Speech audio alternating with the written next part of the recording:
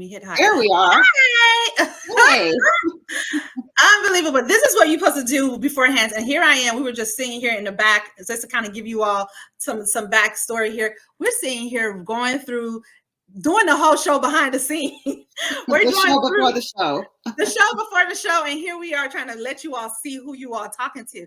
So I appreciate you all embracing us as we're sitting here going through the technicality of it. But meanwhile, I want to go ahead and introduce to you all a phenomenal being. She has been in this space now for at least, from my knowledge, and correct me if I'm wrong, for at least 3 years plus years, but she has 5 years. Okay, see, I'm glad I was getting corrected.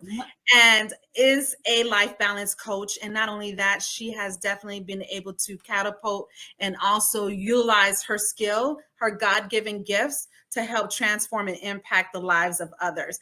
I want to introduce you to Trisetta. Go ahead and comment in. For those who don't even know me, y'all already know me. Y'all already know what I do. I've taken mid-level professionals 5+ years and up who just felt undervalued and underutilized in their current career, and just looking for ways to be able to stand out as a top talent so that they can be able to attract those premium companies in as little as 48 hours. So enough about that. I just want to be able to share with you all. Trisetta, welcome. Thank you for taking the time to my pleasure. Just kind of go through what I've been hearing from many people. We did a survey, and thank you all for those who taken the time to being able to respond to the surveys. And I hear you. We hear you. I truly definitely hear you. Some people don't even know what may be in the way. And as you and I were talking, we started off with, well, for starters, if you are in your career and you're just wondering, well, what am I doing wrong? Because I talk to people every day, and my staff always asks them, hey, whether you like your job or not, or you enjoy your job or not, what is your plan in terms of your career goals? What's next? What's coming up next for you? Maybe sit there and say, you know what? That's a great question. I don't know. Why do you think that, Trisetta? Why do you think that and then they're like, I do want to grow in my career, but I don't think about that. That's a great question. Yeah, I think it's just kind of a default that the majority of people fall into, is that they just kind of let life happen to them. So it's not just, they don't just do it in their career, they do it in all aspects of their life. And so what ends up happening is they end up just kind of drifting and letting the waves of life kind of Mhm. move them around, and then eventually they might see something off in the distance and say, oh, I want to go over there, and then start becoming intentional about moving in that direction rather than having a plan before they even get in the water. And that's really one of the things that I work with my clients about, especially when it comes to work-life balance, is that Mhm. intentionality, figuring out what is it that you want out of work and life, your career, Right. relationships, literally every aspect of your life. What do you want? Figuring that out. What does it look like? And then let's create that plan that you were talking about to get from where you are today to where you see yourself in 2 years, 5 years, 10 years, 20 years, whatever that may be. And then we reverse engineer that thing so that they Mhm. can have a practical plan to take that first step in the direction that they desire to go. So again, it just really Like that. kind of boils down to just this drifting, just taking life as it comes. And it's until we, Why do you think is that though? That you said a powerful thing, and I almost suspect that and then you all can chime in and put a one in the chat if you all relate to this, where you've been in your role or even in life, and you're just finding yourself almost as though you're in this robotic motion, this mobile motion, and not knowing exactly what is the next chapter in your life, in your career, and your full trajectory, but you're just kind of just flowing through the process.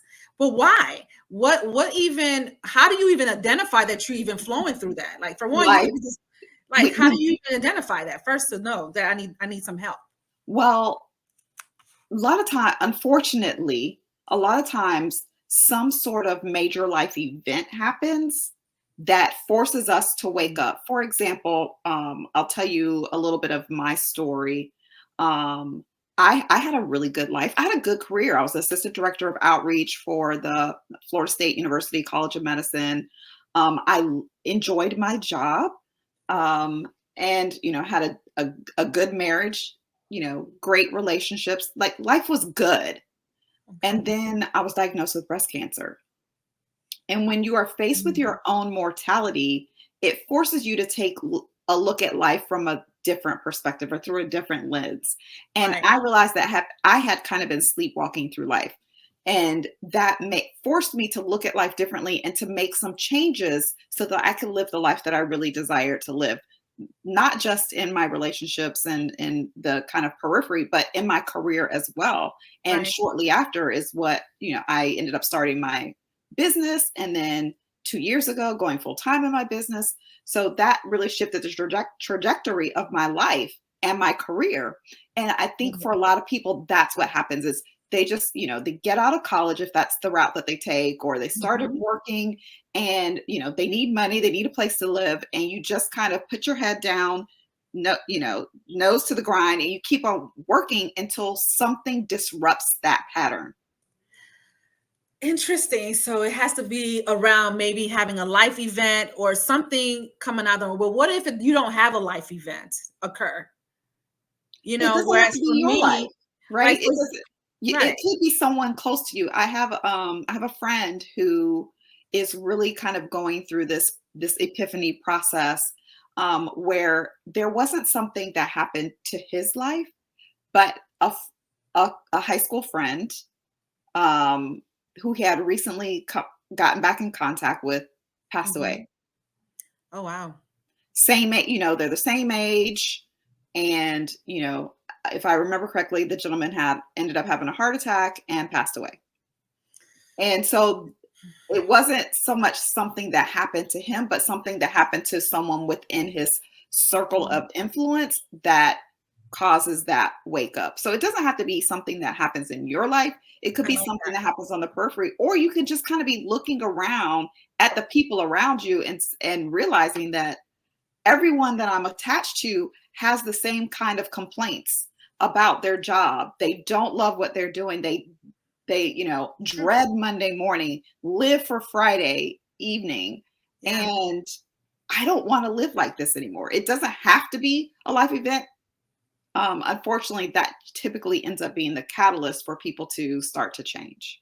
So what are the one I would say, I believe, and that's in my opinion, what would be the one main exercise or tool they can leverage to kind of give themselves permission to even open or remove that veil, which you and I were talking about, which is habits? Mhm. What habit would you maybe suggest or recommend for in order for someone to see that, you know what, and what's the principle behind that? Do you believe they can be able to tackle with? I think the number one thing that has really helped me to kind of open up is journaling. Mm, That's having a journaling habit is really great because it helps, especially if you do reflective journaling. So at the end of the day, reflect upon your day. And what happens is by documenting it, it puts it front of mind and you can start to see patterns emerge and start to see, you know what? You can look back over the page and say, I've complained about my work life right? Yes.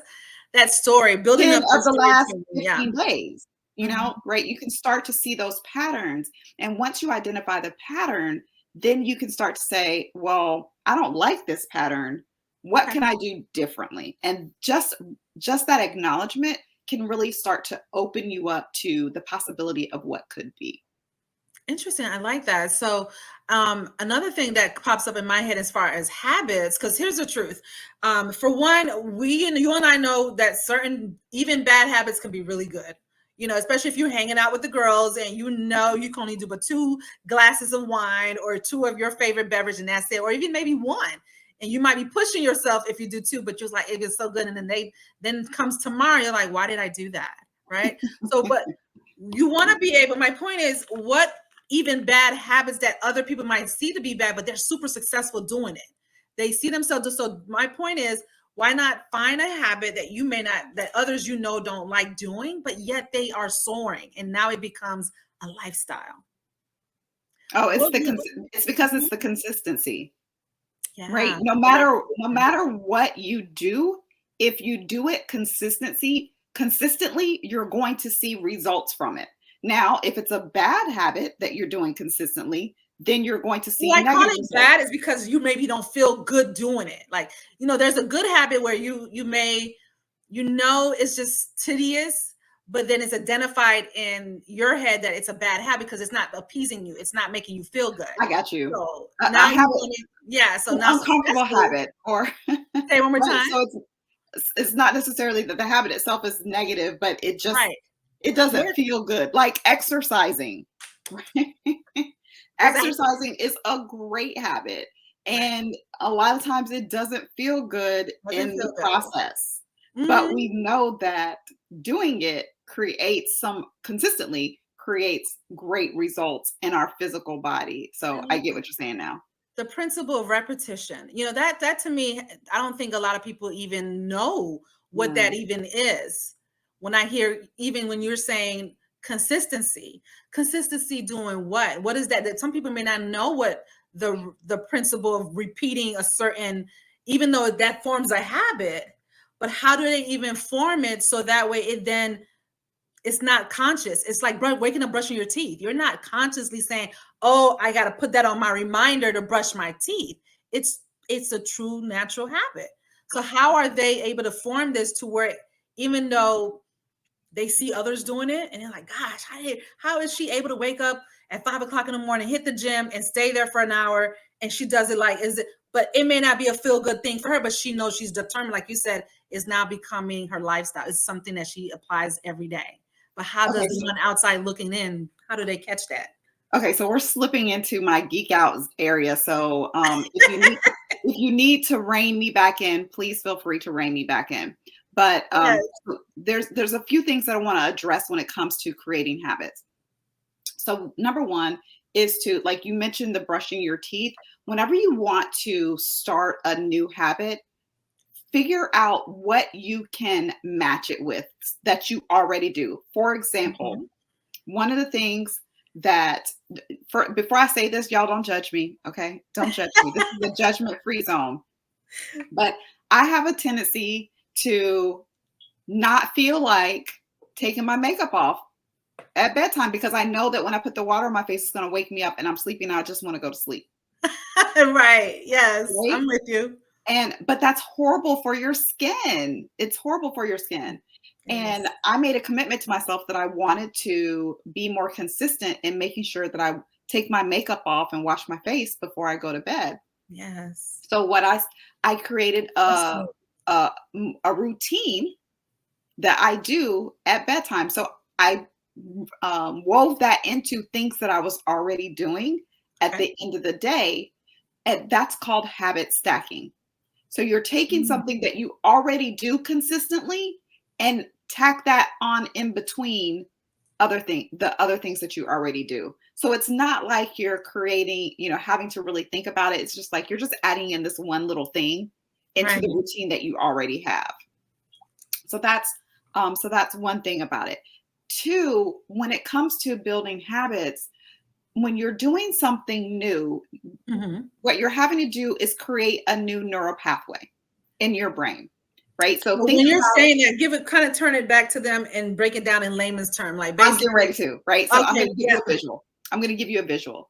So think about creating a new path through a field, right? If there's all this, shrubbery and whatnot, and you're going that way for the very first time, it's difficult to go through, right? Because you got to push all this stuff out of the way, and you might have to go in with a machete to try and clear some things out that first time. And each time you go, you're clearing a little bit more away, and over a period of time, that pathway becomes very developed. It's the same way in our brain. So you end up getting to a place where, yes, in the beginning, it's more challenging, but the more you do it, eventually you get to a place where it becomes second nature.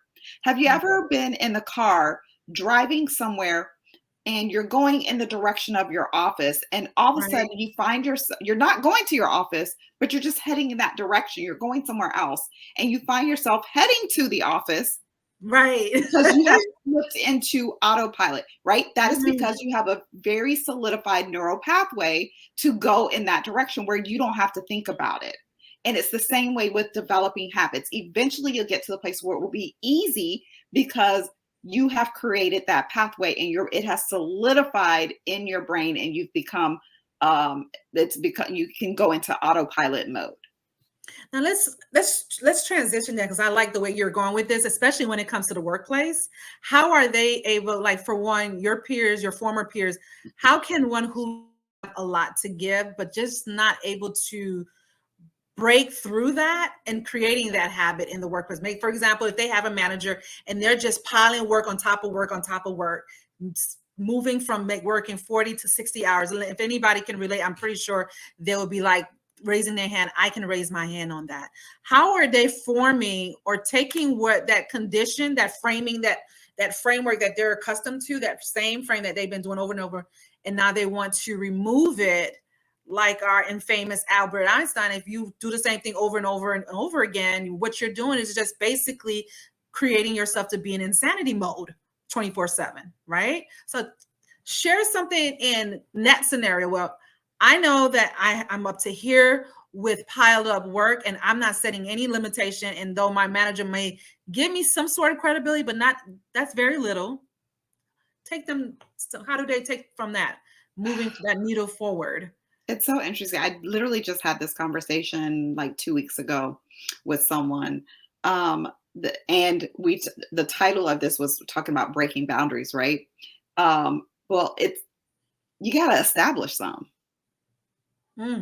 That's the first thing. You really have to establish some boundaries. If you are in a space where you're working 45, 50, 55 plus hours a week because your supervisor, your manager is piling tons of work on you to the point where that's what it takes for you to be able to get it done. Like it's a new normal, but it's right, not. It is. But what's happening is you are doing yourself a disservice, and they are never, because what's happening is they're trying to pile the work of multiple people onto a single person. And that can only change if you stop it. Now, I'm not saying, be disrespectful. I'm not saying be combative. But what you do is, one of the things that you can do is when your supervisor or your manager brings you a new assignment and you're already full to the gills, and they bring you a new assignment, then you just simply say, okay, when do you need this? First of all, find out like kind of when do they need that done. And if you don't think that you can get to it in that time frame, then say, okay, I'm working on these things over here. Which of these do you want me to let go of? Yeah, they cut all these information, but here you are saying it in a very simplistic form. I love it. But this person is driving, all this emotion is in them, but it's not coming out. They need to step back even further, but that's when I'm assuming they're gonna need some more support and guidance on how to channel, how to vocalize that so it don't be combative, or they're finding that they're being offensive or just disrupting and being out of the way of being diplomatic about it. What would be the approach for those saying, as much as I would love to see myself tell my boss or my manager that, when do you need it? Okay. And then if they say they need it in 2 more hours and you're sitting there just saying, really? And then you don't say anything. Yeah, it's, that's when it comes into, you have to do some inner work, right? Yeah. You have to start shifting your mindset. You have to start working on working from a place of being able to stand up for yourself. And I believe me, I totally get it, because I operated in that. That was me. And I finally got to a place where enough was enough. And I started with a conversation with my supervisor and said, listen, because I was on leave and I got so many, I was out for 2 days, 2 days. The world was not going to fall apart. Like what happened from when I was only out for 2 days, and I had so many calls and text messages during those 2 days. I'm like, I needed some rest. And when I came back, I said, listen, I am all for being able to support you all. If I'm out of the office and there's an emergency, I have no problems being available to handle an emergency. I said, however, this is what happened. I got blah, blah, blah. And I ran down all the different things. And I said, When I Yes. take time off, it is so that I can be refreshed and renewed so that I can be the best version of myself when I'm in this office. And if I don't get that time, then I can't bring that here. So I just kind of framed it in a place, but I had some distance between it, right? I didn't do it on Friday when after I had gotten the fifth or sixth phone That part call. right there, because some people will emotionally respond back right then and there. Right. What's that practice or that habit, aka habit, that they would need to instill before seeing that text message or that email and immediately respond? 24 hours. I give myself at least 24 hours before I if I have a heated, if I'm emotional about something, and I literally just went through this last weekend. I had gotten an email that riled me up emotionally, and I was like, and I drafted my response, Yeah, and then I let it sit for 24 hours and came back to it that's when good. I had had an opportunity for my emotions to settle down, to make sure that the email didn't sound like I was responding out of emotion, that I was responding professionally. And Yeah, then I also ran it by someone who I trusted that's good. to make sure that it sounded well. I like that. And I know there's a lot of folks who probably, a lot of people, a lot of high achievers too, they have a hard time doing that. Because I know I talk to them all the time. They Yes, struggle with that part, or even maybe not even respond back because they may be afraid to or don't know yeah, how to. And if they do respond back, they didn't respond in the way that it was right. received, And right? and I haven't always been, this is new for me. Yeah. I'll be honest and vulnerable. This is new for me. I only started speaking up for myself in the last 2 years. And it was because I started realizing that I was living my life. I was doing my business for everyone else. I was living my life Everyone for can tell everyone else. me. I was walking in the expectations of others and Yes. not embracing and shoving down my wants, my desires, my needs. And I had come to a place where I was exposed to what was available to me, and that exposure made me realize, I'm like, no, I do want that. Yeah, This is absolutely. the life that I desire. And in order for me to get it, I have to start speaking up and asking for what I want and what I need. I like And that. then I had to be able to make the decision that if the people in my life weren't able to respond in a way and give me what I was asking for or accept my needs, then I was forced to make a decision that was best for me. That's good. And I know we were talking about doing 5 ways, but these top two is a lot to unpack That's when critical. it comes to Yeah, habit, when it comes to planning, and just how do you break through.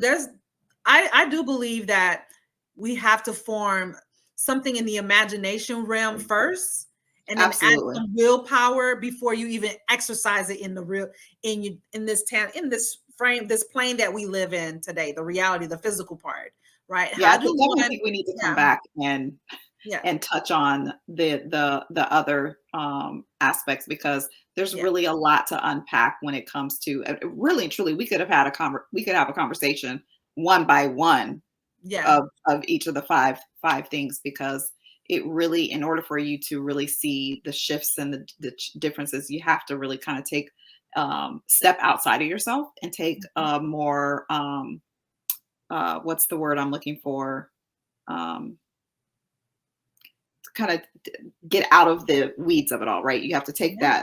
that more bird's eye view of a Mm. situation than being in it. That's And not the being word I in was looking for, but that works. it. No, and that's good. We can even wrap up right there when it comes to how do you even know what emotionally, what some people do. A lot of them do. They say, Ruth, I'm just frustrated. I'm infuriated. And I just, instead of them having to be able to have that vocal or that audio to share, I think they may need to do this, like you said, finding support or doing it in their mind first, right? Yeah, Being able to form so that way they can then create that will, to which means the will, that it's so many faculties that's involved. And I wish we could unpack it some more, but we definitely would love to see how we if you all are liking this, we definitely want to be able to choose make this more on a constant basis because it's vital. There's at least 80% of the folks that I speak to on a monthly basis, because there are hundreds of them, they're stating the same thing. I'm just not sure how to open up to certain leadership or people who are more upper authority than them. They're just piling their work because they're the go-to person, but they're just split thin and not sure how to set those boundaries and say it in such a way that they're still going to be honored because they're valuable. You are worthy, but somehow or another, you're not seeing yourself as such. So we're going to close there. Thank you so much for joining. We're going to be wrapping this up. I'm thinking, if this is definitely resonating with you all, if y'all want to follow Tressetta, definitely do so. Tressetta, share with them how they can be able to get in touch with you. Like what platforms, even that's outside of LinkedIn, we can definitely see. Well, LinkedIn is where I play the most. So this is the best place to connect with me, but you can also follow me on Instagram at Tressetta Anel. Or go to my website, TressettaAnel.com. I do have a free resource, Take Your Life Back. And I really talk you through the 3 steps that you can take in order do you have it available? Can you share that in the comments right here on LinkedIn? You all let us know if this is helpful and if this is beneficial for you. Definitely let us, you can either do it. But I don't see where I can comment. Can you not comment? I'm looking at my comments. You clicking on the far right, and then I'm in the comments, but I don't see where I can actually type a comment in. Oh, maybe it's not enabled. Let's just do it on your phone for now. Okay. I'll go. We're doing this streaming, so the streaming may not be available to you, but if you can just do it through your other device, that way people who are resonating with you, they have ways to connect and take advantage of your ways to connect with you and follow you. You're good. It's probably there we go. No worries. Let us know how this has been helpful for you all. This has absolutely been an eye breaker for me because I too, I relate with you, Tressetta, that I too have been there. So it's not as though this is all me just talking. I've been doing this for 20 or 30 plus years now.